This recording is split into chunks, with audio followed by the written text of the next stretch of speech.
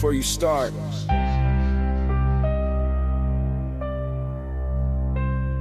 Yeah. Safety first. Turn off power at the circuit breaker and test wires with a voltage tester. Check the box. You need a ceiling fan rated electrical box, which is stronger than a standard light fixture box. Replace it if necessary, securing it to a joist or using a brace. Tools. You'll need a drill, screwdrivers, pliers, wire cutters, ladders, safety glasses, and the fan's hardware. Installation steps. Remove old fixture, disconnect wires, and remove the old lighter fan, exposing the wiring and junction box. Install sure box.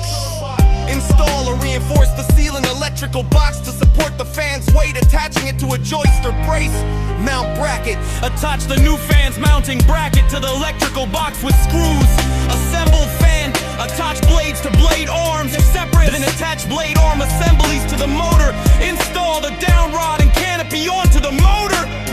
Hang the fan, lift the assembled fan, and hang the downrod ball into the mounting bracket. Wire it up, connect wires green to copper, green, white, new to white, and black, hot to black, and blues and wire nuts. Securing tightly. Secure and finish. Tuck wires into the box.